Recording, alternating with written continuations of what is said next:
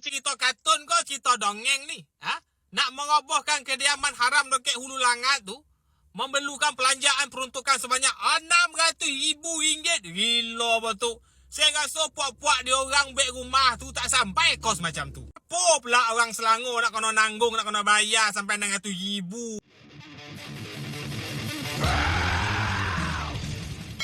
Sepatutnya tuan tanah yang perlu uruskan sendiri, pihak kerajaan hanya perlu keluarkan saman dan denda.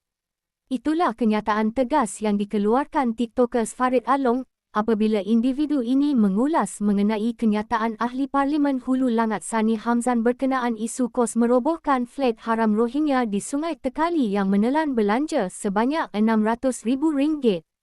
Menerusi video yang dimuat naik di akaun TikTok miliknya itu, TikTokers ini berasa hairan dengan kewujudan penempatan haram tersebut dan turut mempersoalkan kos RM90 sehari bagi seorang warga Rohingya di depot tahanan pelarian adalah seperti tidak masuk akal. Ni cerita kartun ke cerita dongeng ni? Nak merobohkan kediaman haram dekat Hulu Langat tu memerlukan pelanjaan peruntukan sebanyak RM600,000. Gila betul. Saya rasa puak-puak dia orang beg rumah tu tak sampai kos macam tu. Apa pula orang Selangor nak kena nanggung, nak kena bayar sampai RM600,000 pula? Sepatut dia punya owner tuan tanah tu lah yang kena dondo. Kalau macam tu lah punya raya amount RM600,000, tak payahlah roboh bangunan tu. Baik duit tu bagi ya penduduk-penduduk kat situ. Baik cari rumah-rumah penduduk kampung kat situ kan. Bagi bantuan. Kok mana rumah yang roboh, atap dah berlubang, rumah dah sengit, pintu dah tak mau nak tutup bunyi tu kan. Bagi bantuan. RM600,000 berapa banyak penduduk dapat faedah itu. Patutlah A sampai Z biar tuan tanah tu yang settle. Kan, kojo kerajaan negeri, kojo PBT, apa kojo? Bagi saman, bagi dondo. Itu kojo, ini tak. Kerajaan negeri nak keluarkan pula modal RM600,000. Nak selesaikan masalah orang.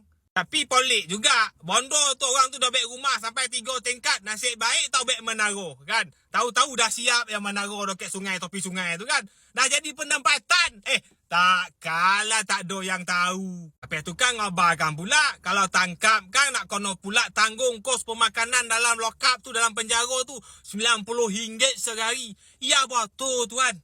Sampai RM90. Saya rasa kan kementerian punya program kalau pergi luar kan, dia orang pun tak dapat peruntukan tinggi macam tu. Betul pergi tanya dia orang ni kalau mana-mana pejabat tu kan, baik program main bola kat luar pun paling kurang pun makan tengah hari RM15. Pagi tu RM20. Tengoklah macam mana. Takkan sampai RM90 dah. Buat mesin dia orang catering. Faham tak? Saya rasa kan mana-mana pusat tahanan yang makan dalam tu pun bukannya makan spaghetti, aglio-olio, apa lagi? Masak gulai lomak, cili api. Tak ada, makanan simple lah. Pagi roti. Tengah hari tu kan nasi putih, ikan goreng. Malam tengoklah macam mana. Itu ya tak ada nak makan pizza, Domino's tak ada dah. Tangkap salah, tak tangkap salah. Betul tak? Kalau tangkap kan nak kena nanggung pula. Sehari RM90 dia sebenarnya tuan saudari orang saya ngabarkan ya. Sebenarnya dia orang datang negara kita ni nak bekerja tapi kena kencing dengan majikan kau, dengan ejen. Cuba tuan sendiri pemudahkan urusan permit dia orang ni. Betul kalau dia orang sebenarnya nak bekerja, bila permit tu ada, saya rasa mana-mana majikan dalam Malaysia ni boleh ambil dia orang sebagai bekerja. Mudahkan urusan permit, murah sikit bayaran tu. Ini tak nak bayar ambil warga asing, bapak mahal betul tak? Mudahkan. Bolehlah majikan dalam Malaysia ni ambil mana-mana warga asing ada ni. Tak ada lah dia orang meliar dalam Malaysia ni. Subscribe with notifications on.